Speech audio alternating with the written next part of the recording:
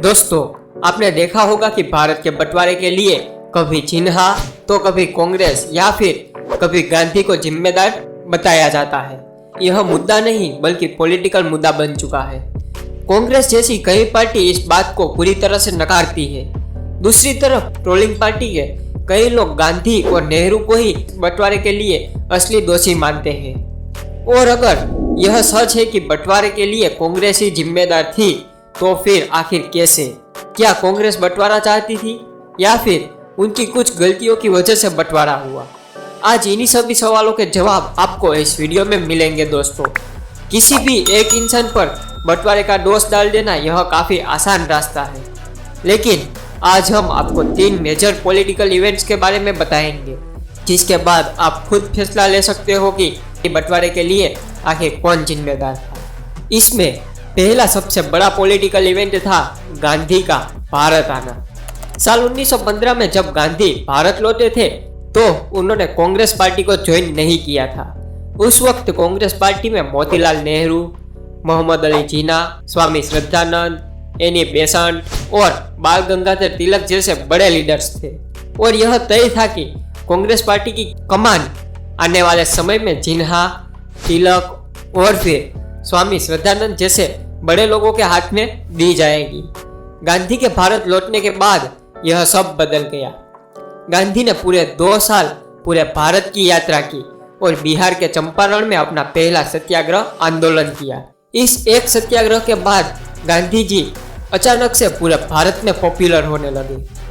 इसके बाद साल 1919 में अंग्रेजों ने रॉलेट एक्ट पास कर दिया, जिसके खिलाफ भी गांधी जी ने एक बड़ा आंदोलन लीड किया।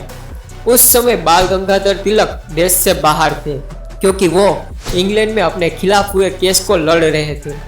जब तक वो केस खत्म करके भारत लौटते तब तक तो गांधी जी ने खुद को एक बड़ा नेता बना लिया था। बाल गंगाधर तिलक की साल 1920 में मौत हो गई थी और अब बचे थे जिन्हा और गांधी। जिन्हा एक सक्सेसफुल लॉयर भले ही थे, लेकिन वो गांधी की तरह कभी मास लीडर नहीं बन पाए थे क्योंकि कांग्रेस पार्टी तब लोगों के बीच इतनी पॉपुलर नहीं थी। लेकिन जब गांधी के साथ लोग जुड़े तो उनका कद बढ़ने लगा और जिन्हा को भी लगने लगा कि वो अब इस रेस से बाहर हो गए हैं। अब कांग्रेस पार्टी के सबसे बड़े लीडर पर गांधी आ गए थे। इसके बाद जिन्हा ने कांग्रेस पार्टी को छोड़ दिया। यह इवेंट इसलिए भी जरूरी है क्योंकि साल 1920 में यह जिन्हा वो जिन्हा थे जो हिंदू मुस्लिम एकता की बात करते थे और तब उन्हें भारत और पाकिस्तान के बंटवारे में कोई दिलचस्पी नहीं थी। लेकिन जब उन्होंने अचानक से गांधी को उनकी जगह लेते हुए देखा तो उन्होंने कांग्रेस से जाना पड़ा। अब साल 1942 में चलते हैं। 1942 का साल हमें भारत छोड़ो आंदोलन से याद आता है।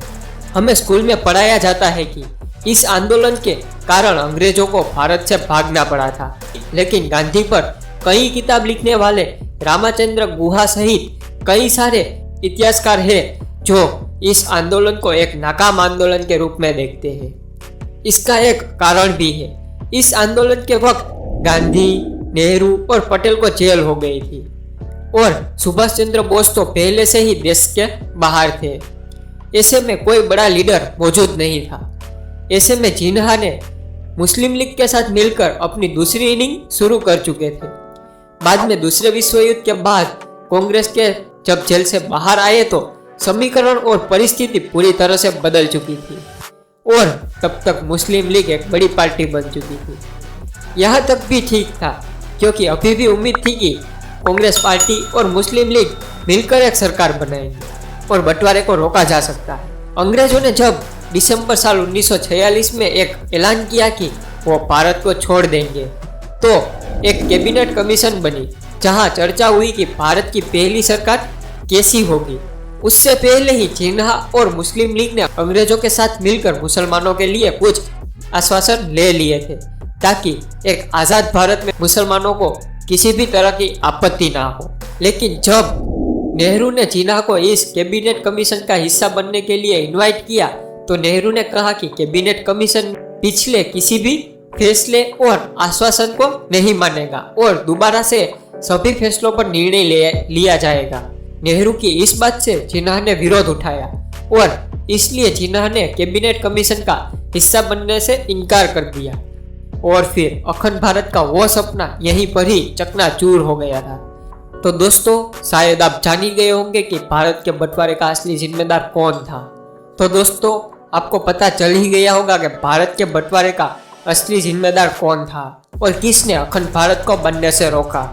तो दोस्तों, आज की वीडियो में बस इतना ही। अगर आपको वीडियो अच्छी लगी हो तो वीडियो को लाइक करके अपने दोस्तों को ज़रूर शेयर करना और अगर आप इंडिया इन्फो चैनल पर नए हो तो चैनल को सब्सक्राइब करके बेल आइकन ज़रूर क्लिक करना। मिलते हैं अगले वीडियो में कुछ मज़ेदार टॉपिक के साथ। तब तक के लिए जय हिंद, जय भारत।